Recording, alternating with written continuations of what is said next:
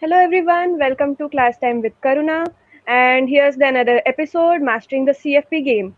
And today we have with us Mrutyunjay and Shivai. Hi. So Hey, Shivai is have talked in lot many conferences recently in PyCon US and then OSS North America, and he works in lot of open source organizations. Plus, he has done a lot of work with TensorFlow, and we have Mrutyunjay who has ticked out every conference till now, and like KubeCon Europe, KubeCon North America, and then we have OSSNA.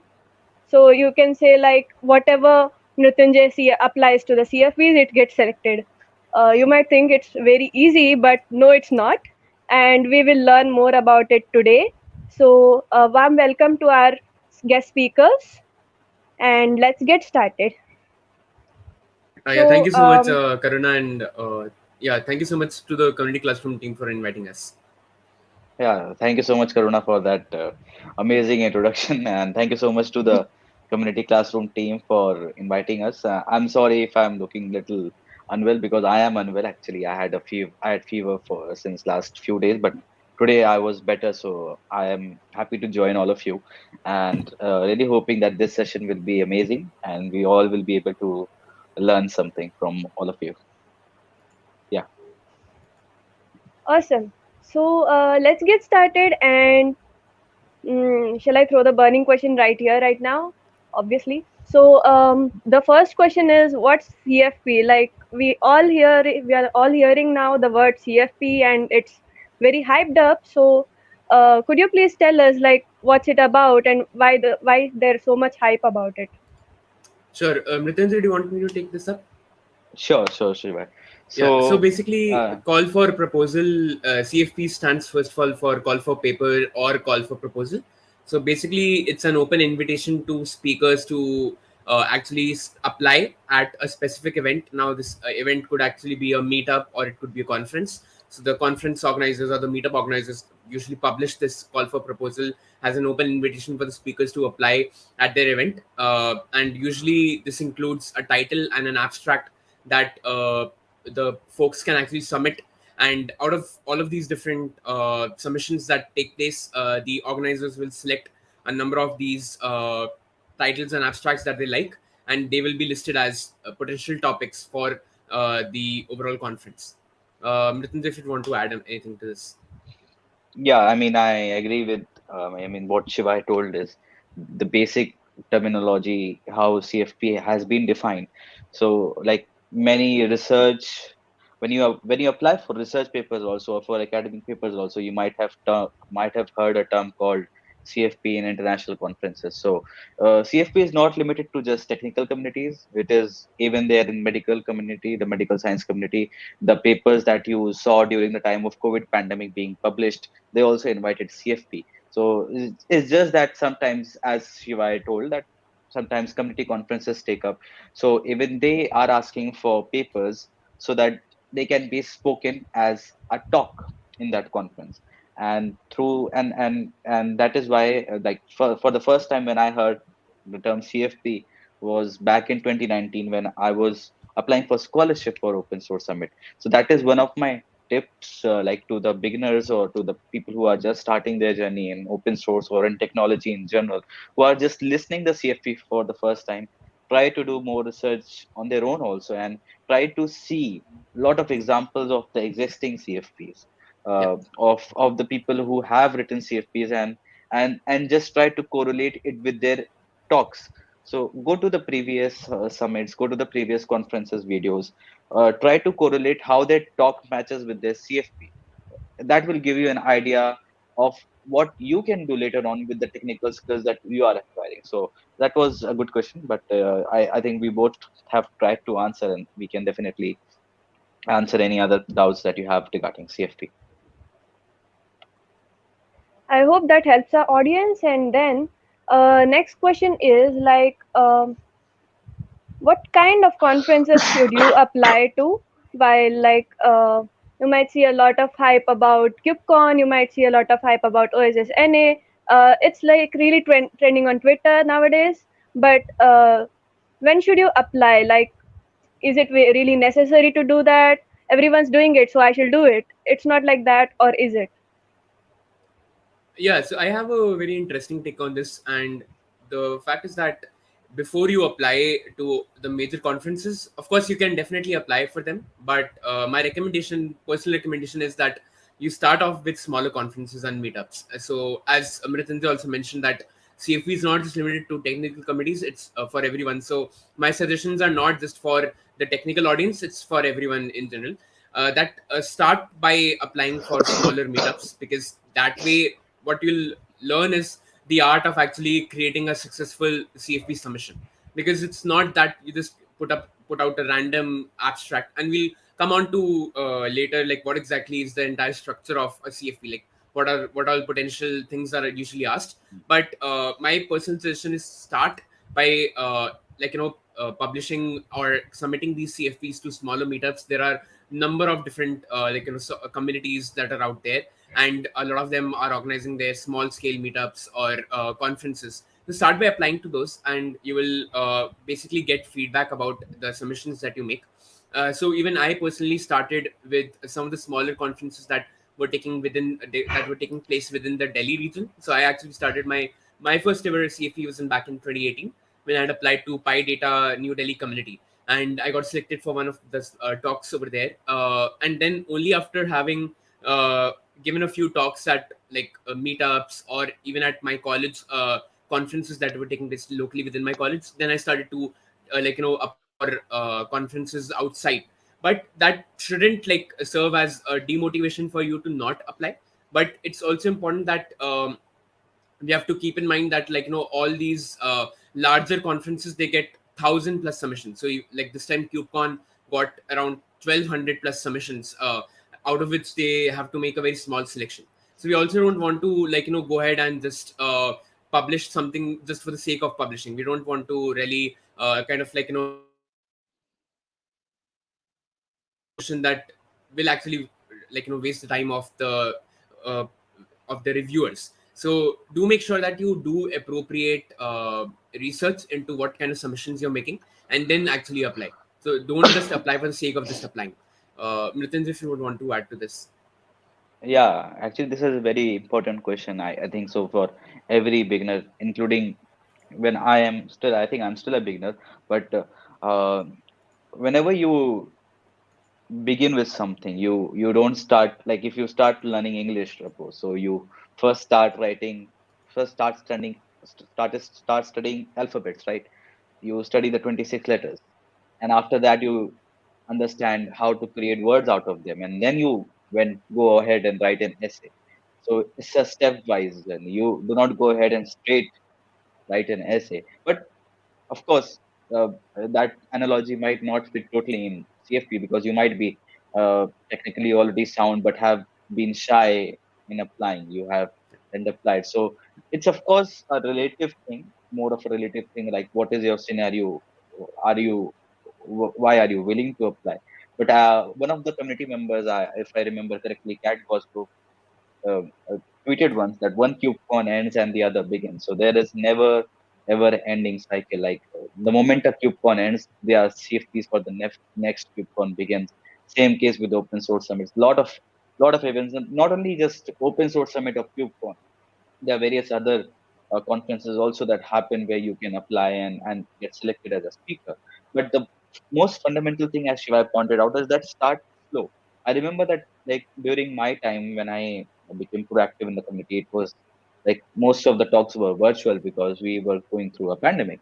And that's why before applying even to like KubeCon and NA, KubeCon or Open Source Summit, I used to give talks in talks, like in most of the talks were like YouTube folks who were inviting me and saying that, yeah, it's a developer student community event. You go ahead and give talk there, and it's like some other places. It's here. You have been a Google Summer of Code scholar, so help people start with open source.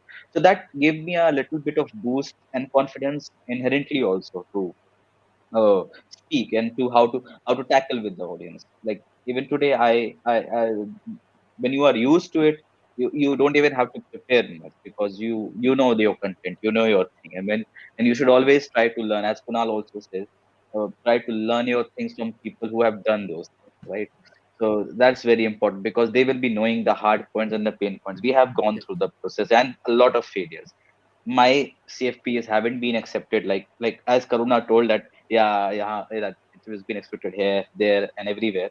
But I have seen a lot of rejections at the same places. And in fact, even recently, my CFP wasn't expected in Open Source Summit Europe, Dublin. However, I will be going because I have been given the travel funding thanks to Linux Foundation. But again, if I have to say, I have given around 7 or 8 talks in Linux Foundation events, but still the CFP was not accepted. So don't Yeah. take it personally also if your CFP is not accepted, because there are a lot of conference, there are a lot of speakers, a lot of topics, and it is very much possible that the similar topic is being spoken by somebody else, and your topic, even though it's great, might not be presentable at that time. So a lot of factors come in when and the reviewers are submitting. And not to digress from the question, I just want to come back here, that start small. That's what my uh, suggestion will be, as Shiva suggested. And of course, you can apply for KubeCon and Open Source Summit, but the reviewers there also are people, and you need to take care of them. That you're not applying there just for the sake of applying without doing proper research of your work. So Research. do proper research, do your homework well, and then apply. And hopefully, I really wish you all that your talks get accepted in all the places that you apply. I hope that answers the question, Karuna. Yep. And that's a great point on the rejections. Like, even if you get rejected, don't take it to the heart. Do it again. Do it. Start small. And yeah, basically, even I started from YouTube. I started from Eddie's channel. Like, started with public speaking on Discord, and then moved on to YouTube. And here now I am. Even the talk got accepted in KubeCon. That was my first talk, like, which got accepted. So yeah, let me quickly throw the next question. Um, so how can, like, what are the best practices when you start applying to these? Like, you see a CFP and then you see abstract there, and when you see an abstract, you might think that you have to write an essay, or like some might just throw 4 to 5 points and say, hey, this is my abstract, but it does not get accepted. So what do you think are the best practices which could make a CFP like a perfect one to get accepted? Would you want to take that up, Mrityunjay, first? I can probably Uh, pitch in. yeah, yeah, sure. So I think a lot of factors go in when you are trying to write the abstract, and that's why I'm telling it from my personal experience, and I may be wrong. So don't take it by, like, you have to follow what I say. That's not the thing. Community members have a lot of folks out there who have different kind of suggestions and different perspectives. So, but what I have done and what I have been experimenting with usually is, first of all, before going to the abstract, also I need to decide a little bit of idea about what I'm going to speak on, what will be the subtopic, because these are mostly umbrella conferences. Like Open Source Summit has CloudCon, ContainerCon, and same way KubeCon. There can be a lot of other technologies in cloud native tools that you want to use. You might be talking about Kubernetes, you might be talking about something else like Thanos or Prometheus. So first of all, decide what are you going to talk on. It can be, of course, an intersection of a lot of things. Like you can talk about integration of Kyberno with Kubernetes, how Kyberno is intersecting with Kubernetes. You can also talk about, like, I'm just taking these names for the sake of them, but even if you don't know, it's fine. So these projects are something that you should first know, that what are your topics, what are your projects that you are going to speak on, and then you you will have, when you are writing an abstract, you surely would be having an idea what idea are you trying to pitch. So just try to imagine that talk first in your mind, like what would be that talk like. It's just like, you are trying to reverse engineer everything, kind of reverse engineering. So go backwards. No, try to think that how do you see yourself as an audience, yourself as an audience. Like the speaker themselves see themselves, when they will see themselves as an audience, they will know what as an audience I will expect from the speaker. So think from the audience perspective, and then there are 3 points that I try to focus on. First of all, the problem that you are going to solve with your talk.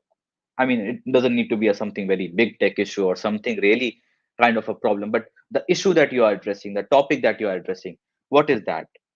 Second thing is, what are the tools that are you going to portray, and those tools should be open source. If it is an open source conference, it should not be a vendor pitch, it should not be a proprietary software that you are talking about, it should not be your sales pitch, it should be all about open source tool. Third thing will be the solution. You have talked about the problem, you have talked about the tools. Now, how are you proposing that solution? So it's kind of a blog, it's kind of a YouTube video that you would have otherwise done. You are trying to fit it in some 300 or 400 words as per the abstract limitations, and there you have to be mostly in third person. Will have to communicate. It's not like I. I'm going to present until unless the conference guidelines mentioned, because there are different conferences and different guidelines.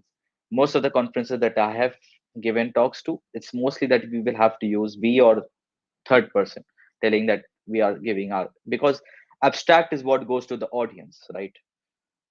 And that will be the publicly visible thing that will invite the audience to your talk if they will be interested. So starts should be little bit of interesting, should not even give a hint of what you are going to do.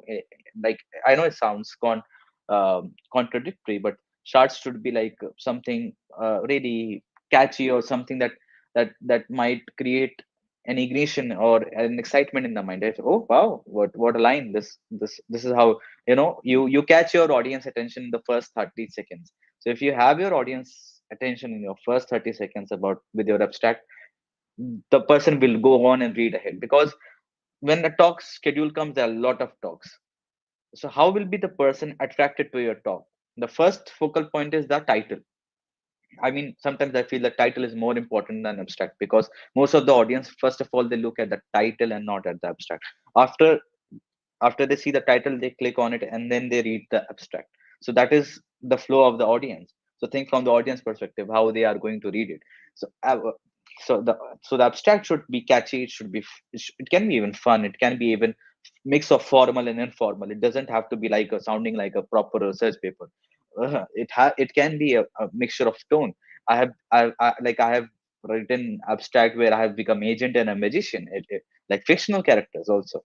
So I will try to show you example of my own CFPs which were accepted. So they were a little bit of fun, they were a little of interesting, and they conveyed everything. What will the audience benefit from my talk? From what am I going? What the audience should expect from my talk? What will be I will be presenting? On what topic I will be talking on, and what problem I will be solving, and what will be the like takeaways. So all these things are very important for the audience to decide ultimately. Not only, you know, I usually suggest don't think from the reviewer's point of view, because reviewers will be tough, and if you go on thinking about reviewers' point of view, it will be very difficult for you to focus on your CFP. Always think about the audience, because the audience, because it is regarding the audience perspective, even the reviewers will be thinking. So you are already thinking as per the audience, so that will really help you out. Yeah. And after that, abstract is done, you can think about the title. But I generally suggest that even if you can think of title beforehand, it's better. Like, you can then plan out your abstract accordingly. But both way works.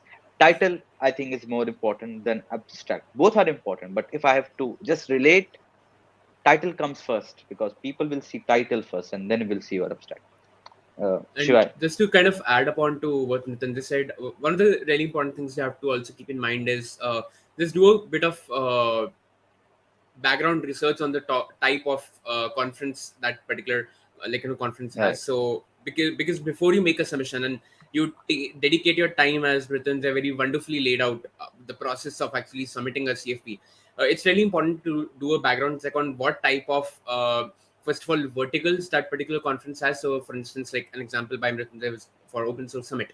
So there are a number of different verticals that are there in that conference. Now, there could be some very specific conferences like PyCon, which are mainly related to the Python ecosystem. So if you just give like a random CFE for a React project, then it won't make sense. So research what type of previous talks have been given at that conference, if it's a repeating conference, or you can always actually reach out to the organizers of that particular conference on what type of topics they are expecting to be presented at the conference, in case it's not been listed on the conference website. So that will give you a good idea of the type of content you can actually think of publishing as a proposal or as an abstract. And also really equally important is that just in case it's a recurring conference, because usually a lot of the conferences that take place occur every year. Some of them might even take place every quarter. So depending on the conference, just take a look at all the previous talks that have been given at that conference, because it is very unlikely that a same, like, very similar talk proposal might actually get accepted at the same conference in case it has already been shared. So very similar to, like, how a hackathon project, if it is a hackathon project that has been prepared before, and you're submitting a similar idea, then it will very likely get rejected. So just think of ways, in case you have a very similar idea as to one of the conference talks that has been given before, how can you actually improve upon that? If you have personally worked on a particular technology, and there's already a talk on that particular technology, then of course make sure that you are able to add value to what is already out there.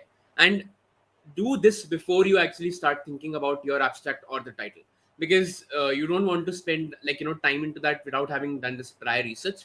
So that is something that is really important. I learned it rather the hard way, because I used to apply at a lot of these advanced conferences as well with very basic topics. So you also have to take into account the expected audience at a particular conference. There will be some specific conferences. One of the examples is React Advanced. Now, this is a conference by Git Nation, which particularly is for very, it is expected the general audience for this particular conference is experts within React. So you also have to keep in mind that what's the target audience that you're looking at.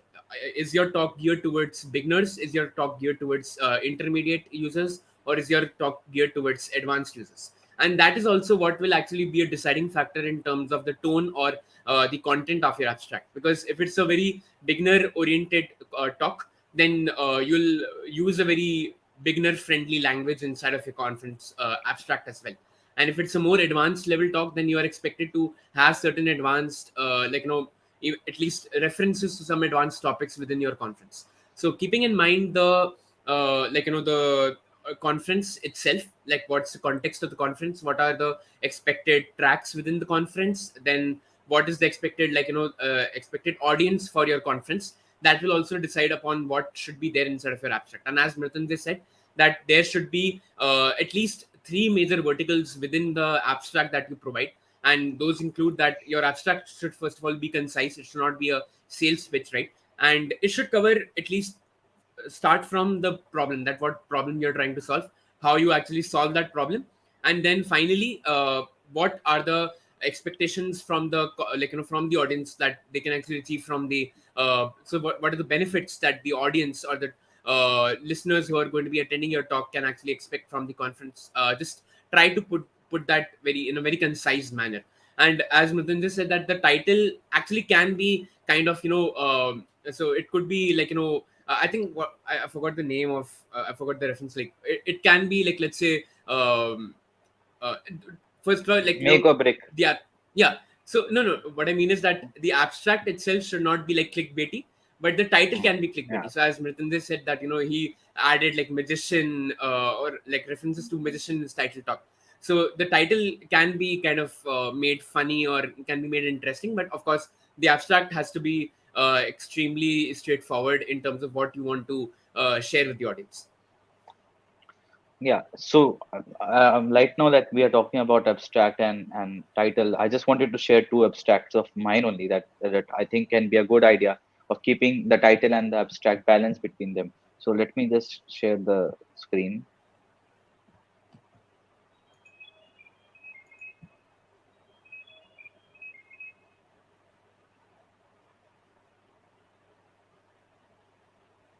I hope my screen is visible. No, it's not.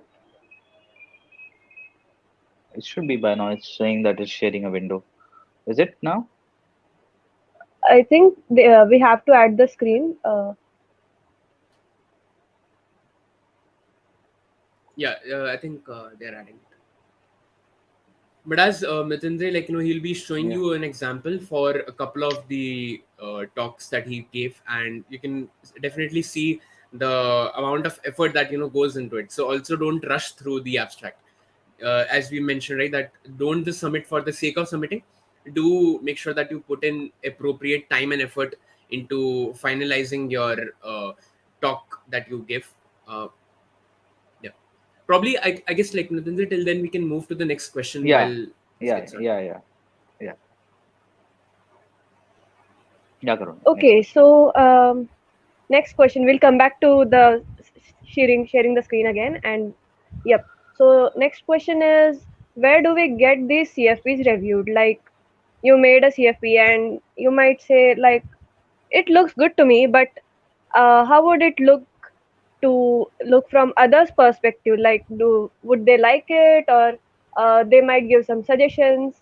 And what could be the reviewing process? Like, if you give it to some other people, and it shouldn't be spammy, and like, who should you approach to do that reviewing process? Yeah, so that's a very interesting question. So, I mean, I would say that there are a lot of people in the community who are always welcome to give you suggestions. Oh, yeah, by the way, Mritan, if you want to cover. No, no, no, no. Definitely, what you were saying is right. I was Yeah. about to add the same that if I have to like get my CP reviewed, I first of all approach like now I made friends out of community, so most of the folks are my friends. So I just reach out to like people whom I know that they have given talks, they know the skills, they have the skills, and they will be knowing about what I'm going to talk about, and will be able to give a third perspective. So I reach out to Shivai also. Sometimes I reach out to Dims. He is one of the one of the most amazing Kubernetes and senior most Kubernetes community member. I can reach out to. I reach out to a couple of other friends like Priyanka Sagu or Ian Coldwater also. Like people usually have like people of cloud native technology, cloud native community are very very awesome. They have always their DMs open, so always respect and value their time, and try to prepare a Google Doc of your maybe CFP, and just and just don't take suggestion, like don't take suggestion for the sake of just taking them and not applying them, because that is disrespecting others time. So always be on time, like don't go on the last day last hour and just say that please review my CFP. That's not gonna work most of the times. Even then, I've seen that people review and do help you out, but try to be little ahead if you want to get your CFP reviewed by others. Reach out to folks in the community, whether in the Kubernetes community or wherever you are applying, over Slack, over Twitter. Just ask them first, are they available for review? If they say yeah, go ahead, share the doc with them. Whatever suggestions they give, try to concentrate on them and apply them. And if suppose like you have already taken feedback from couple of folks, then it's fine. I mean, the more the suggestions, the more it can go against you also. Plus that means that you are just trying to seek suggestions and suggestions and suggestions, because that can be endless. Like there are endless people in the community. Reach out to people, the names that I have mentioned: Priyanka Saggu, Shiva Elamba, Ian Coldwater, uh, Savita Raghunathan, Bill Mulligan. All these people are amazing who know the things, and they can help you to review your CFP. And most of them have been, in fact, on the other side. They have been the reviewers, being the program committee members. So, like even Kunal is the students track program committee reviewer, if I'm not wrong. So you can reach out to him also if you are applying for student track or for others track. So there are people who are helpful, and they will give you their suggestions, and it's up to you how to follow them. But my take is this only, that don't reach out to lot of folks just because you want to get it reviewed. Two or three is maximum good. That's my opinion. Shiva, you can go ahead.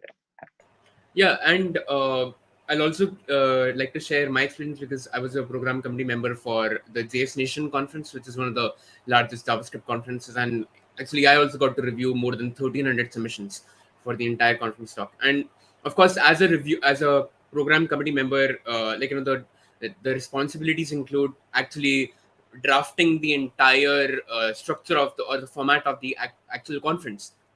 That basically will include inviting some keynote speakers, and then also maintaining like the diversity of the of the audience or of the speakers who are going to be presenting at that particular conference, and at the same time also maintaining that we are not coming up with talk titles or talk submissions that are repetitive or have already been presented, and do match the overall theme of the conference. So as I was giving some of these suggestions, these have come from that experience as well. So as a reviewer, what you're really looking out for in the conference talk is that, is there something unique, is there something that the audience will benefit from that particular talk, and those are the two things, right? And even as a reviewer, the first thing that you see is that, okay, if there is a really nice talk title, the first couple of lines that you present inside of your abstract, that will immediately give an idea to the reviewer that, okay, what can they actually expect from the talk. So as Mrityunjay also very soon will be sharing about his couple of talk titles that got accepted, those are really important, because just keep in mind that these reviewers are reviewing hundreds and thousands of different proposals. So it's really important to uh, keep in mind that your abstract is not too spammy, and also it really conveys what it needs to convey, because just one one paragraph is what all is the abstract reviewer has. And a lot of times actually these conferences will not actually showcase who is the submitter. The basically the just to maintain diversity and to maintain no bias, so that there's no bias, to make it an unbiased process, we should they are just presented with the title and the abstract. They'll not even know who is the submitter. So that is why the abstract is so important, and Mrityunjay will be sharing a couple of his now. Yeah, Yeah, please go sure. ahead, I Mrityunjay. mean, that was important point, and now, I mean, just we can take at some real life examples also. So talking about my like some of the acceptance, this was a talk that I gave at KubeCon NA last year. So if you look at the title, let's start with the title. So it's like deciphering your way to the world of Golang. Okay, so that was quite a title where we can say that we are letting the user audience know that what they should expect. So they are expecting that, yeah, the person will be talking about uh, Golang and will be taking us through its world.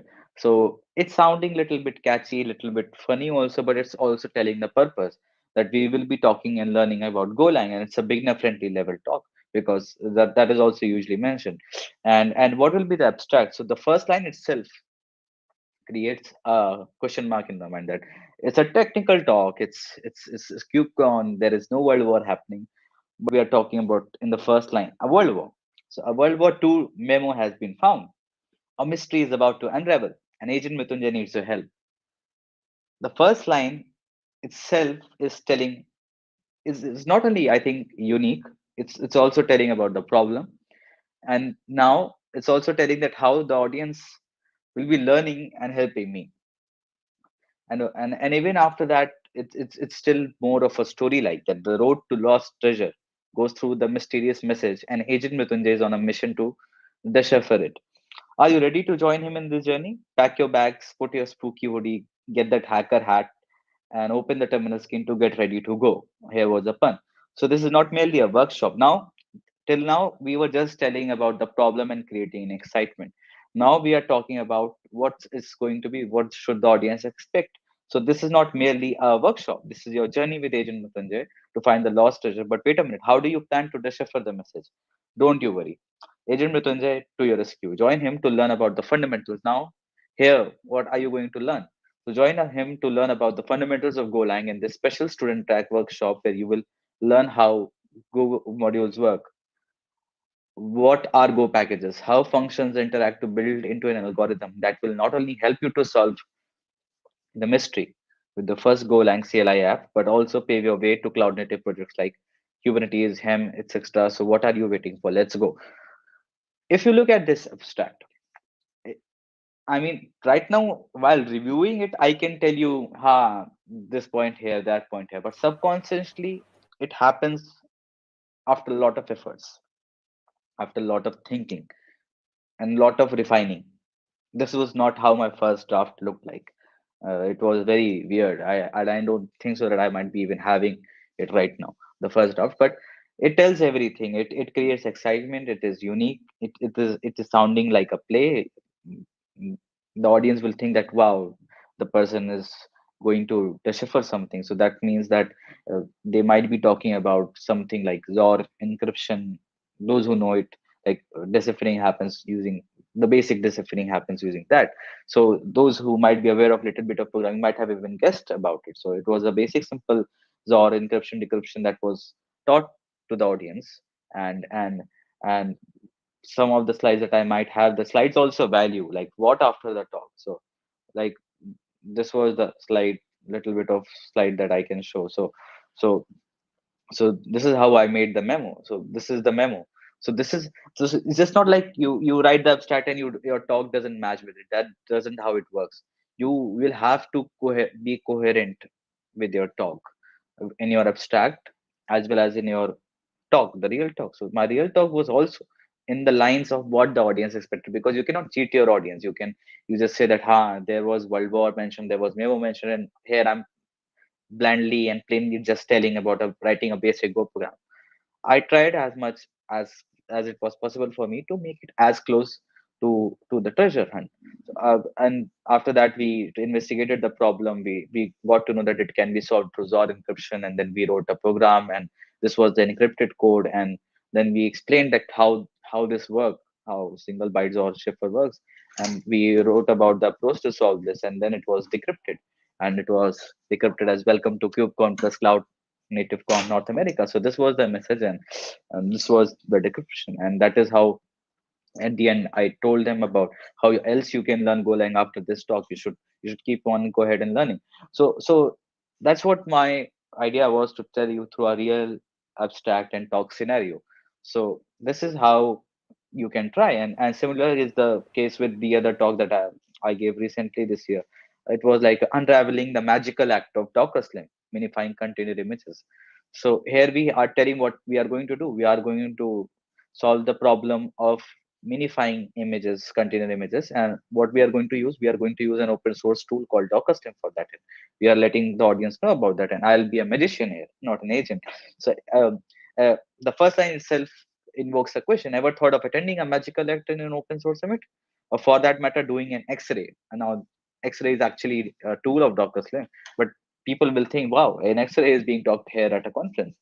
X-ray of your containers, or maybe give some magical potion to minify the MS size. That's exactly what Magician Mutund is going to pull out in this act. And then we talk about like growing containers. But then after that, after we have invoked the curiosity, we talk about uh, the problem. Growing containers can be a problem. And from then how we talk, then how we are going to solve it. We are trying to solve it using Docker Slim. And what will be the audience gaining through this talk? The audience will learn how Docker Slim optimizes. And then again, curiosity comes at the end. So why you should join our talk? So join this magical act to hook you to the journey of no longer worrying about manually creating set comp and armor profiles, because they also get created automatically while minifying your images. This was just a brief idea of both the talks. um, I'll stop sharing my screen and we'll go ahead because it took a lot of Yeah. time, but I So, think so that it would have. but just to kind of like put it into a Yeah. nutshell, like whenever you're submitting a abstract, Mm, kind of if you want to, let's say, put up it as a standard formula, you start with a right. very strong introductory sentence that Right. will grab the attention of the audience, because like the topic, uh, that is why the topic is also really relevant. And then in within the next part of your abstract, that's your detailed paragraph, where you basically specify the points that you're going to be addressing, giving the people an idea of what to actually expect from your conference talk. And then list what are the takeaways for the audience, and then have a closing paragraph if it's required, depending on the size of the the size of the abstract, because what you want to convey will also depend on what's the maximum size of the abstract. So that's also something that you'll have to play around with to see what all things, but this is like something that you should always definitely have inside of your abstract. Great points mentioned by Mrityunjay and Shiva here. And like, I would like to add one thing. Since Mrityunjay shared all of this abstracts and slides, I would say please do not copy it. Make it as original as it is for you. Like add your own flavor to it and not try to copy it. Like, oh, this got accepted with the word magic in it. I'm also going to add and it will magically get accepted. No, it's not gonna happen. So try to add your own flavor in it. So I think we are done with the burning questions here, and let's cool down for a bit. And I think someone's calling me. Wait, let me just pick it up. Oh, we have a guest speaker. Shall we have a drum rolls? And I'll announce the guest speaker, which is Ashwin. And like Hello, the introduction hello. of yeah. Hi, By the way, Ashwin. the Hi. introduction to Hello. Ashwin, I would also want to cover just one small thing. That's one of the things that is the formats of the topics that you can actually submit. So we saw Mrityunjay sharing that he had given a workshop. Now one of the talks that Ashwin gave at Open Source Summit was lightning talk, and he's going to be presenting with Karuna a panel discussion. So at a conference there can be multiple tracks of or basically different types of talk tracks. So usually there will be a general full length talk, which could be a 25-30 minute talk. Then there are lightning talks, which are basically very small duration. So they are usually between 5 to 10 minutes. And as the word suggests, they are lightning. That means you have to very quickly convey whatever, you want to convey. And then there are detailed workshops, which could be 60 minute, 90 minutes long. So depending on these, also you can think about which particular track do you want to actually submit your talk towards. A lot of times, especially like in KubeCon, Open Source Summit, there are panel discussions. So you can reach out to relevant folks in the community to actually group together and let's say talk about a specific topic. And of course, Sachin would be sharing about his experience with that. So that's also something to keep in mind, that depending on the track that you choose, you can modify your abstract and title according to the type of track. So I personally started especially at these larger conferences with a number of different lightning talks, and once I gained my confidence and I learned the art of putting up a really good abstract, I actually then started to come up with full length talks. So that's how my journey started, and probably it's the same for Ashwin and Karuna as well. So yeah, welcome Ashwin. Really nice Thank to you see you so here. much. The Thank you moment so I much for this heard, surprise, Ashwin. the moment I heard about CFP, I could not stop myself. I just wanted Mm. to, oh my God, I want to join. And great points. First of all, thank you so much for sharing these wonderful tips. I did not know about a lot of things. I got to know the minds behind Mrityunjay, how he thinks about writing CFP, something that I could not comprehend. Um, so hi everyone, let me introduce myself. My name is Ashwin Kumar Uppala. I'm also an event manager in this community.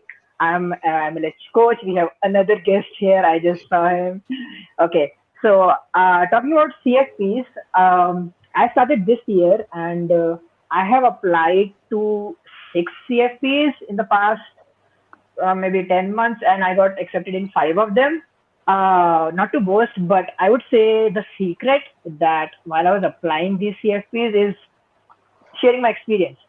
Uh, I may not be technically deep in all of the technologies that my CFP says, but the reason most of them got accepted is because I had some very unique experience, a very particular perspective that I thought, you know what, let's share this with everyone. I think others should know about this experience, and just writing that experience as part of CFP has one helped me share that to everyone. And yes, the CFP gets accepted for majority of times. Um, I think most of the points that I would have wanted to say is already covered by Shiva and Mrityunjay, which is amazing.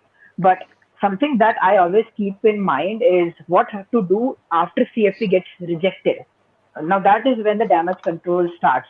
So what I personally really like doing is keeping track of my CFPs. So I have a simple Notion tracker, and when I start my CFP, I just put it on the ongoing section. So this is the CFP. Here are the contents, and then once I've submitted it, whether it gets accepted or not, there are two different columns. If it gets accepted, I make sure that I'm not repeating the same content next time I'm applying to a different conference. Chances are you might accidentally do that. So don't do that. Otherwise, that will be plagiarized, albeit your own application.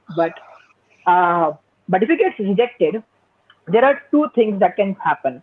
The first one is how can I not repeat this mistake again? So I go back to that CFP, I look at the contents, and then I listed out the things that could have been done better.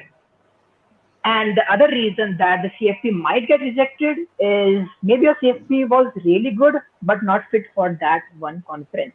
So it's not that you get rejected just because your CFP was not good every time. Could be your CFP is a better fit for some other conference.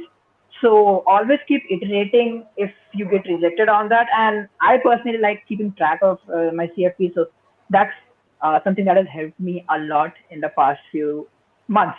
So hi Rishit, how you are doing? That Hi, is a Rishit. Hi, surprise for me. So Arshit. so the funny thing is like I was gonna surprise Shiva and Mrityunjay and Rishit has surprised me. All of us We have actually. surprised you. This was our idea. Yeah. Oh boy. So thank you so much for joining. Would you like to introduce yourself, Rishit? Sure. Hi. And by the way, I like really loved the tips Shivai, Mrityunjay, and Ashwin shared. Uh, and it was like pretty nice to see the thought process behind your magician and detective abstract. Those are like really a pleasure to Yeah. kind of read. So, hello, I'm Rishit. I'm a high school student from India, and I also love speaking at community conferences or other events. And I've particularly been working in the areas of machine learning and Kubernetes. That's what I'm excited about the most.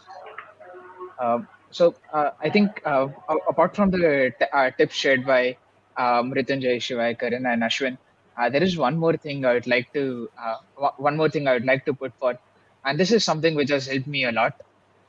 So what I would always suggest anyone to do is before you submit a CFP, and this is especially relevant for a lot of folks that might just be starting out submitting their first CFP. That's kind of a mindset you have to make up as well.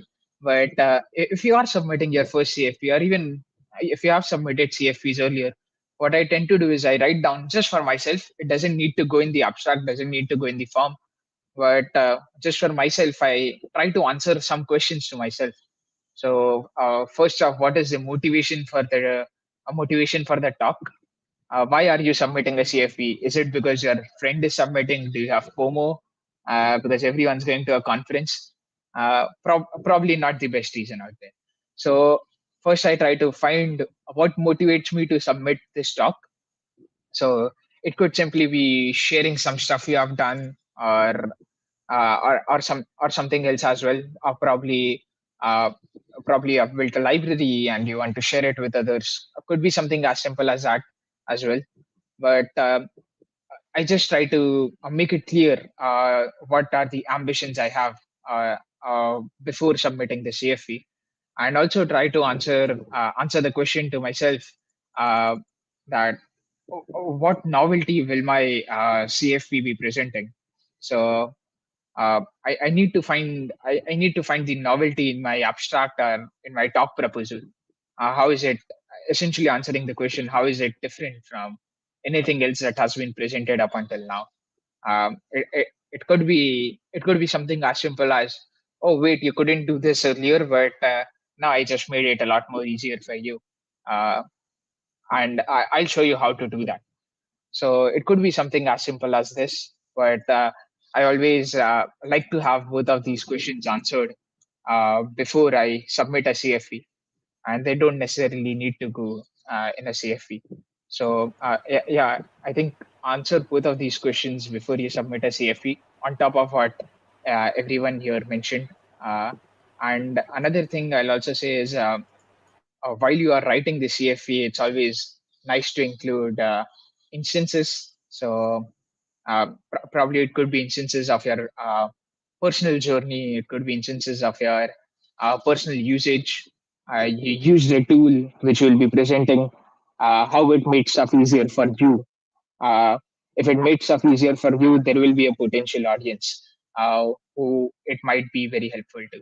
So I'd say always put in instances, real life instances. That helps a ton. Yeah, these were some things I think you should also take a look at, apart of what uh, others mentioned. Yeah, probably just one point that like I would like to add upon to what Ashwin mentioned about plagiarized content. I think like I'll not probably agree to it in full context. So what I mean is that uh, probably a same talk that you might be giving might be relevant at probably potentially like other types of conferences as well, because a lot of times, like let's say that same talk might not be published on YouTube, because a lot of times these conferences like publish their talks on YouTube. But yeah, I mean, it's something that you can still do and probably add different type of flavors that are like, let's say, more relevant to that specific talk. So if you're like, let's say, submitting to any of the Linux Foundation conferences or in other conferences in general, they will ask you that, okay, have you given this talk before? And if you have already given that, then it does not mean that they will just reject your talk. If the talk title is it's relevant enough, they might still actually include it. But of course, they might give you some suggestions on what changes you could actually make. So you could potentially give the same talk. And I have a very funny instance for this, that I was giving a talk at the Open JS World in Austin, Texas, and just 30 hours from there, I gave the same talk. But of course, I had slightly different content in a remote town in Austria. So within a period of 30 hours, I traveled all the way from Austin to Austria, from US to Austria, and I was giving the same talk. But of course, there were some slight different things within that. But so the idea is that if you're giving a talk on the same around the same topic, it's a good thing that you can actually try that out, because you could potentially practice the content itself, like let's say at a smaller meetup, or it could be lightning talk. So this talk that I'm talking about is basically powering up Node.js with the help of WebAssembly and Rust. So I actually started by giving this as a lightning talk at a conference, at a virtual conference, back in February this year. And then once I saw that yes, people really appreciated the content of the talk, then I modified my CFP or my abstract to a full length talk, and I gave it at OpenJS World and at another conference. So that's also like very beneficial, that if you want to actually experiment and see that you are really motivated for a particular talk, try to give it at a smaller meetup. And if you see that yes, people really enjoyed it, and like you get enough feedback, then modify your abstract a little bit. But you can still always present a similar kind of a topic. Of course, you don't have to be you don't have to present like the 100% the same talk, but you can. This is also actually a great way to build upon your abstract, that present a similar type of talk at some other place, and then try to see how you can actually improve it, and then present it at larger conferences, so that your chances of selection get improved.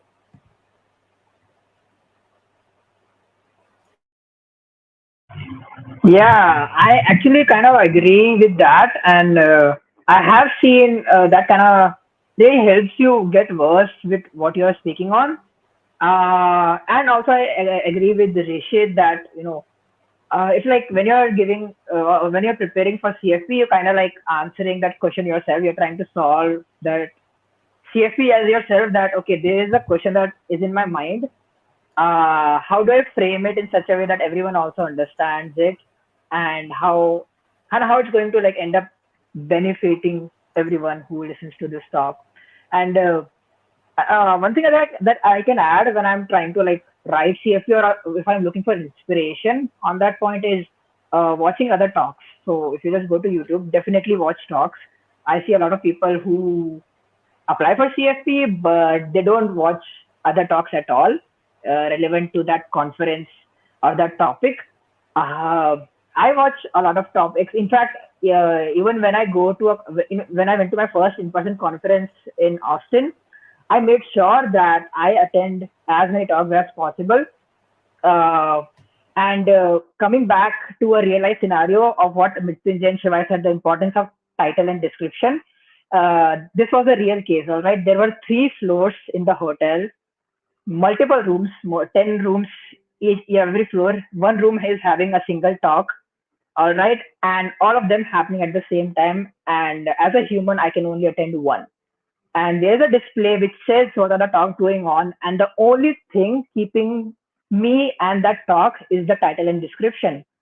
Honestly, I wanted to attend multiple of them, but I could not. It's humanly not possible for me to attend more than one talk physically there. So the only factor that helped me decide that this is the talk I want to attend is the title that I saw on screen, and after that, the description that I really liked. Now, there might be some talk which has really great potential, but it might just lose my importance just because maybe I could not find that importance in the title. Maybe I did not like the description, or I could not understand the title and description. So even if your idea is great, if your talk is great, make sure your title and description is important, because in conference talks happen simultaneously. So yeah, that is one real life scenario. That is when I realized how important title and descriptions are. Apart from that, I also attended this great talk. Maybe I can share that if if you have like imposter syndrome while applying for CFPs.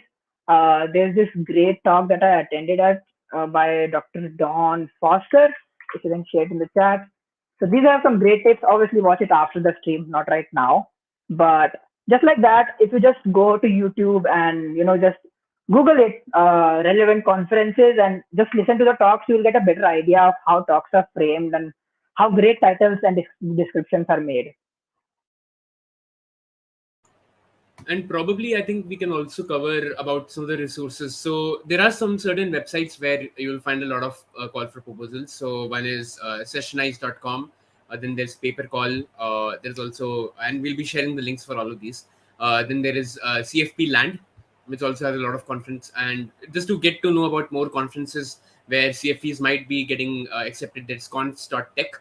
Then there are dedicated tracks like the Linux Foundation events. You can take a look at those. There is, like, if you're dedicatedly looking for some technology specific conferences or community specific conferences, there's like DevRel Con that takes place for DevRel folks. There is PyCon. There is like all the React conferences, JS conferences, JSConf.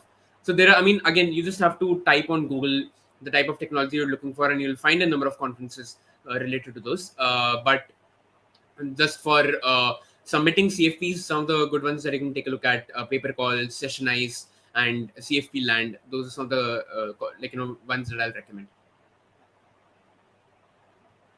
You should also take a look at SCED.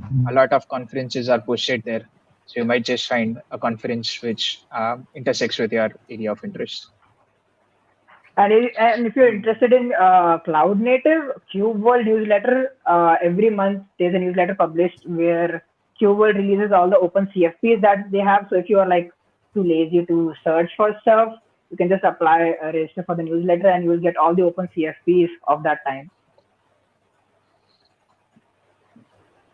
I mean, thank you We so much, yeah. everyone. Like, just wanted to add one point that I just came in that came in my mind, and it's important, especially while applying for CFPs that are related to Linux Foundation. So, um, if we are talking specifically about KubeCon, there is an important answer that is benefits to the ecosystem that doesn't goes to the public, but it goes to the reviewers. That is an interesting answer that also I'll like to just give a few tips. Be to the point when you are trying to answer that question. What are you trying to help the ecosystem, the CNCF ecosystem with?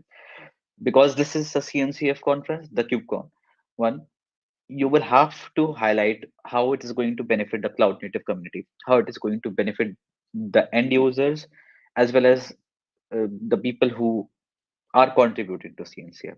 So that is an important thing, and in both, whether open source summits or KubeCon, there is another section where it is called resources.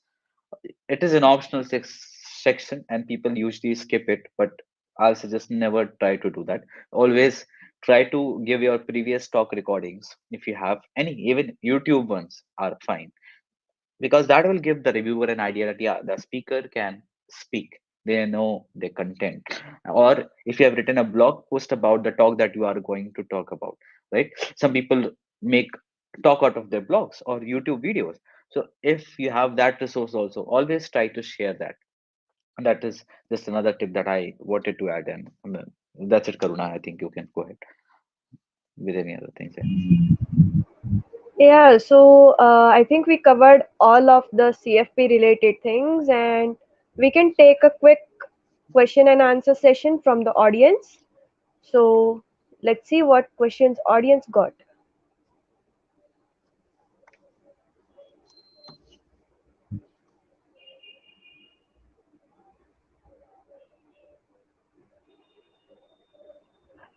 Did we cover the comments, previous comments?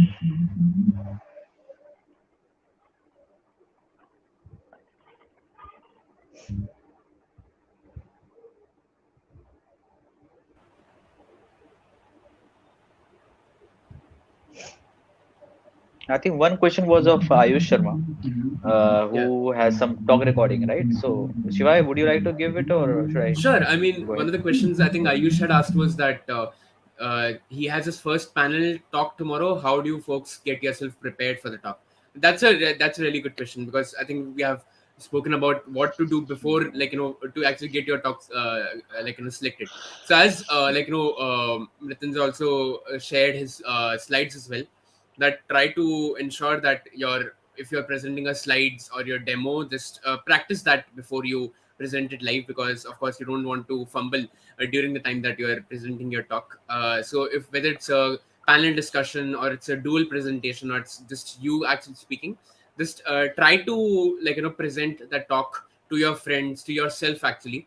That's one thing that I always do, and I think like that will give you a lot of confidence into the way that you're speaking, because of course what by sharing it with the friends, they can give you some kind of feedback in terms of, like, let's say if you're going too fast, because sometimes what happens is that when you're a bit nervous, you might actually start speaking very quickly, or you might actually lose on some things. So just make sure that you practice speaking or presenting that topic in front of yourself, in front of your friends. That's a very, very effective way of actually doing it. And ensure that in case you're giving a workshop or you're conducting a live demonstration of program, just try to do that beforehand. And in the worst case that, let's say, your demo fails during your live presentation, always keep recording of your actual presentation with you, if it's a demo that you're doing. In the worst case that, like, let's say there is no internet at the day of the conference, and when you're actually presenting, that you have a recording of your actual demonstration, so you can actually demonstrate just a video recording of that. So keep a recording of that, keep a backup always ready, because, this is very famous. You might have heard this terminology that demo gods have failed us, right? So just do that. So these are primarily the two effective techniques, and I will let other speakers also share their opinion. Yeah, just wanted to add a couple of points, like excellent points were conveyed by Shivai. One thing that I always suggest is try to time your talk before you are, especially if you are recording it for a virtual session.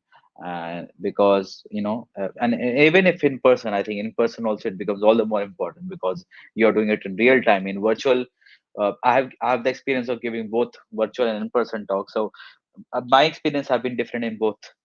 For virtual, you have things in your hand still. You have the time that you can do mistakes and correct it later. You can edit the videos also. In the real time conference, by chance, if you know that you are doing a mistake, be transparent to your audience, because are you are a responsible person who has been selected by the viewers, the people who are known for their skills.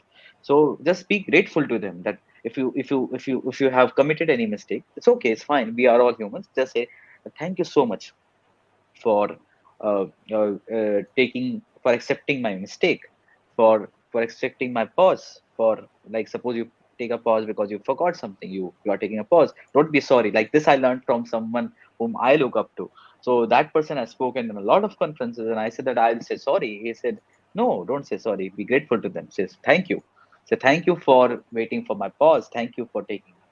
Be grateful to them that they understood, because they are the people who are there to cheer you. They are not there to pull you down. They know that you are going to speak, they're there to learn.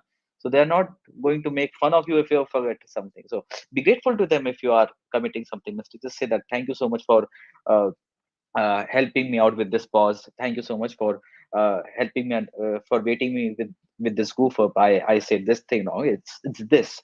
So if you know about your mistakes, be transparent to your audience. That's what I wanted to suggest. So don't be afraid to do things in a perfect way. I mean, just practice, but even if things go wrong, it's fine. It's okay. Be transparent. So, Ashwin and Rashid, if you want to go ahead. Yeah. So, adding to Ayush question, since it is around panel talk, this is different from a solo talk. There are multiple speakers in a panel. It is important and it is easy to miss that everyone gets a chance to speak. Now, I may have a lot of things to say and I want to share that, but it is important to keep in mind and be conscious that there are others who should get a chance to speak. So if you're in a panel talk, I would say just sit with the panelists online or on offline, whatever is possible, and do a quick rundown to make sure you can sync up with each other. So you can allocate time, you can know when to switch and when to hand over to the other person. For example, now I've shared this much and there's so much more I want to talk, but I know that Rishit has yet to speak and this is a panel talk. So I will pass it to Rishit right now. So Rishit, would you like to say anything? Nice plugin. I love the seamless transition. But if it's a panel talk, also make sure that the teamwork aspect is not lost. Uh, yeah, you should not end up repeating points. You should make the best use of it, and for that, it is very important to um, think about the teamwork earlier. And finally, I like also say that a practice will not make you perfect, and like communicating, getting the perfect communication or perfect public speaking is not possible. But putting in the prerequisite time, probably working on some of the areas where you might lack, will definitely minimize this. But there's always like, uh, it won't make you perfect. So it's nothing to be scared of. Yeah, and just one thing to add, because Abhishek had actually a kind of a question that is an extension to the previous question by Ayush, which is that what if we actually forget our thoughts that we have practiced for live presenting? So to always make sure that you have presenter notes with you, because in the worst case scenario that sometimes we like an out of nervousness, our mind just goes blank, and it has happened to me quite a lot of times when I was presenting for the first time in person. That happened to me, but having presenter notes will always be beneficial. So when you're presenting slides, I mean, of course we'll not go into what should be there inside of your slides. That's probably another completely different video that we can actually have, or we can conduct like, what should how should we actually build up your presentation. So that can be completely different thing, but presenter notes are very effective. Yeah, and to make your talk like fun for both you and the audience, following all of these steps, what we just said, can make it feel like a single talk rather than four solo talks. So if you have something in mind, it's a good idea to share it with the team. A lot of times there might be a thought that, hey, I have this amazing idea, maybe I'll share it directly on stage. But if you just share it with the team beforehand, they can add their ideas and amplify it to a much better extent. So keep in mind that these are not four solo talks that we are talking here. This is a single conversation, and that makes it fun for both you, your panel, and the audience.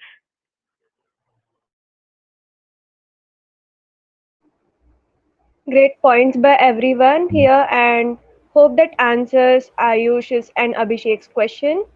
And I think we are about time now, and if audience does not have anything to ask, we can wrap this up.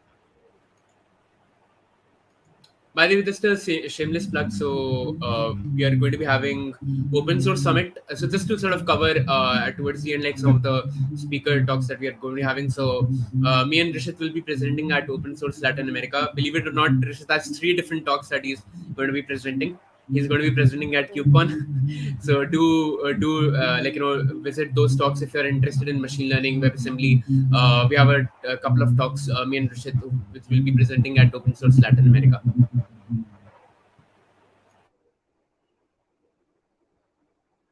In case others also want to share if there are